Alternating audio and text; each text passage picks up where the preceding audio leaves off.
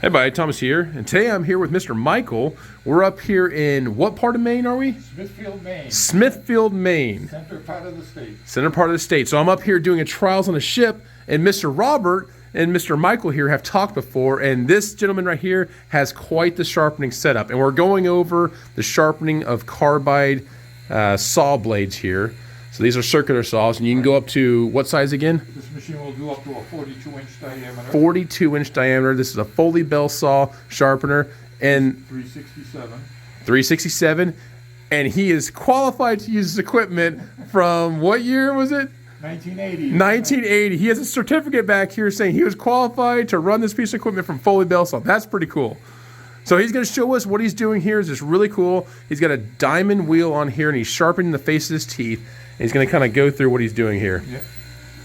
Yeah. The machine is set so it doesn't go all the way down to the bottom of the gullet. Mm-hmm. And like I was telling Thomas, the key when you're doing carbide is to do the same number of passes on each tooth, and you don't want to do more than 4 because then it will heat up and could compromise the brazing of the tooth. Exactly. So he's doing 4 cuts or 4 passes for every tooth.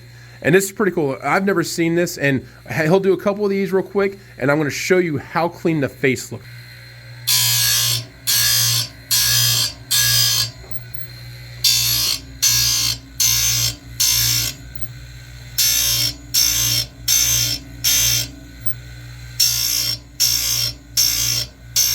And if you'll note the red line right here, that's his start tooth. That's where he has started, and he's going around counting the number of passes on there.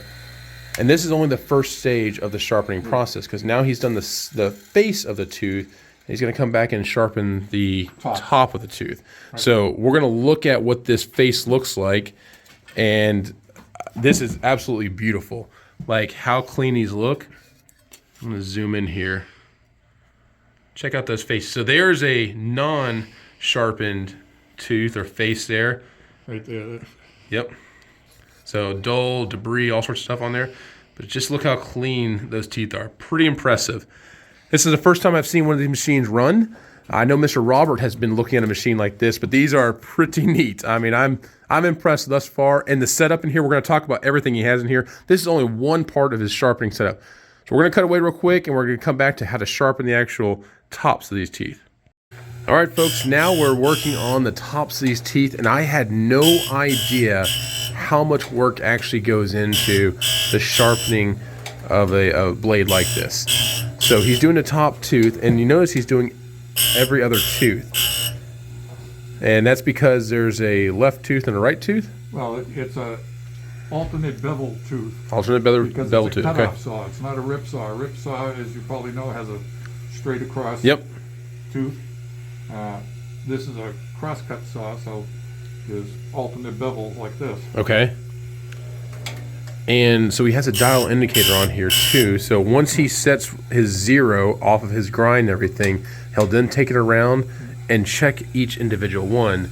So if you see he turns it 2 more and sets back to 0. I mean, that's pretty impressive. I had no idea. Again, he has to make sure that the top of these teeth are all the same height. You don't want them to be the differing heights, because then it's going to be working one way or the other. Anyways, you can pull or push your wood away from what you're cutting. From the guide, or pull it into the guide. Now, it's really quick to do the opposite side. Yep, so he does one side and then has to adjust it to the other side. And are you just doing, I guess, the inverse number degrees? Does it tell you, or how do you know? I was on 14 over here. Okay. So I'm on 14 here. Okay. Simple. And whenever he sets it's just a lot of steps. Yes, it is a lot of steps. But he showed, well, he had a Sharpie marker there. He did just when he's initially setting it up, everything to match the same angle and everything. It's pretty impressive. Yeah, I cover the top of the tooth with a black or red magic marker, and I advance the wheel in, and I spin it by hand, which is called a scratch test. Okay.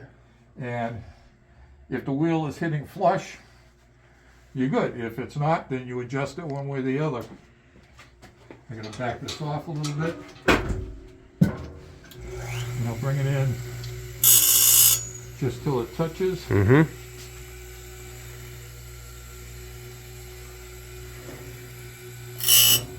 That's not as much as I had on the other one.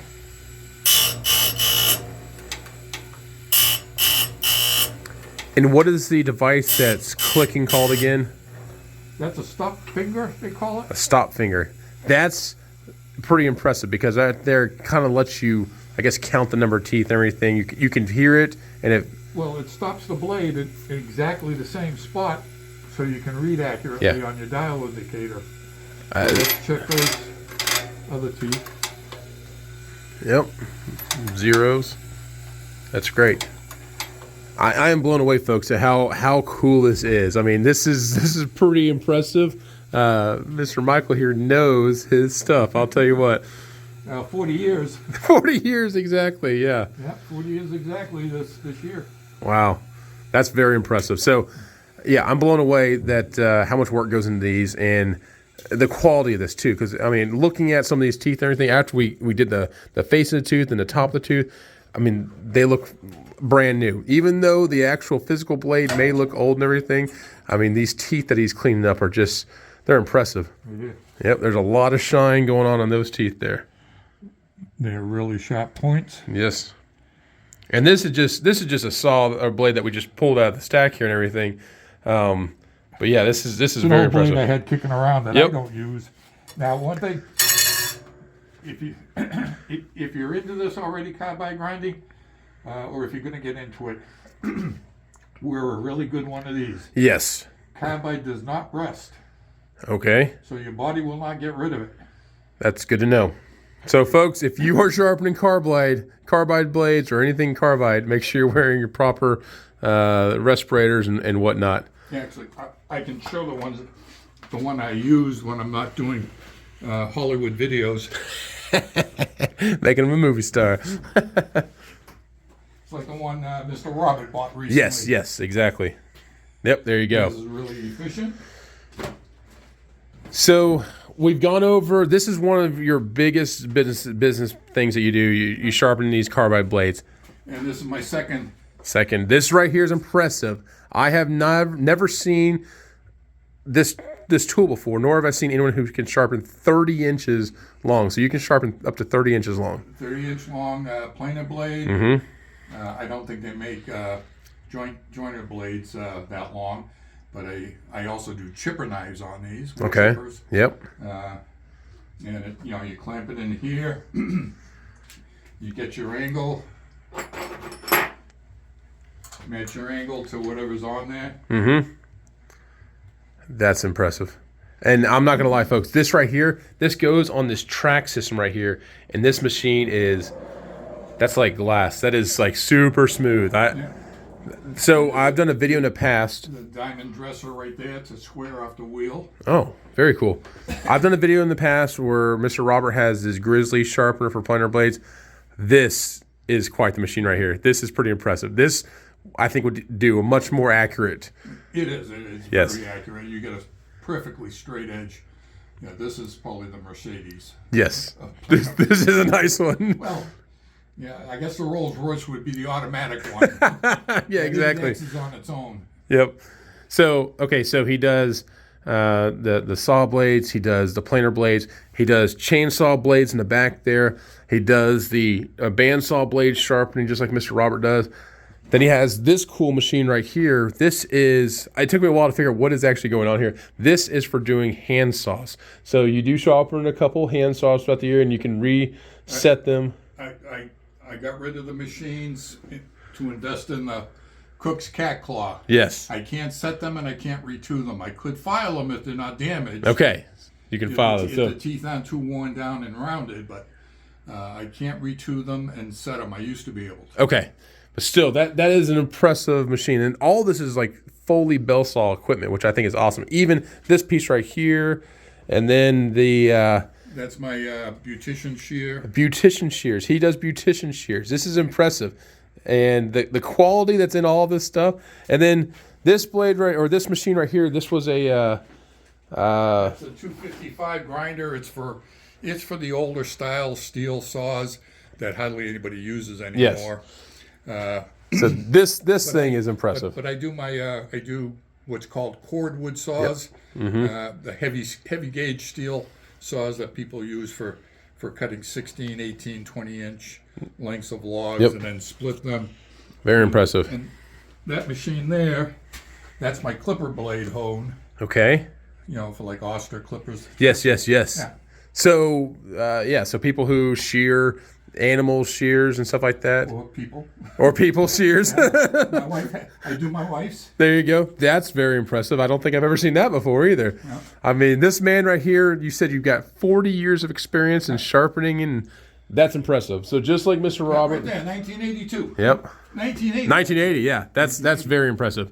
So I've just had a great time here meeting him and his wife. I'm in the local area doing a trials on a ship and everything here in Bath, Maine, and I had to stop up here and see this because I love this stuff. And if I can support someone in the local area, I can say without a doubt, you're the best saw sharpener I know in Maine. I'm the only one you know. Exactly.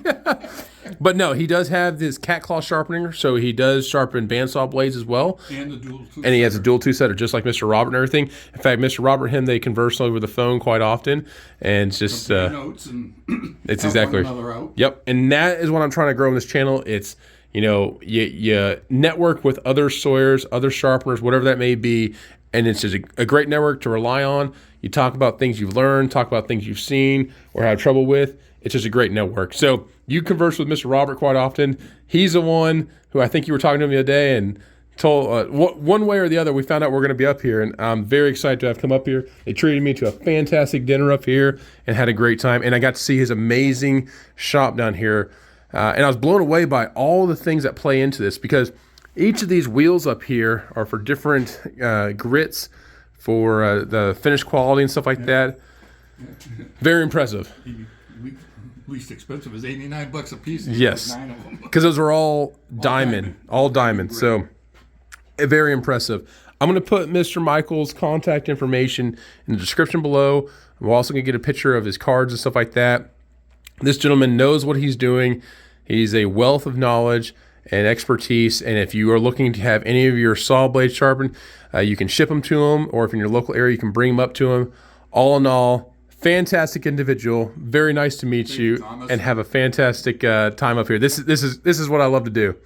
So, all right, folks, I hope you enjoyed this video. Very informational. I've learned a whole lot on my short visit up here, and hope to come up here some other day. So, thank you, sir. That'd be great. That'd be great. Thank you. We'll see you around. Thanks.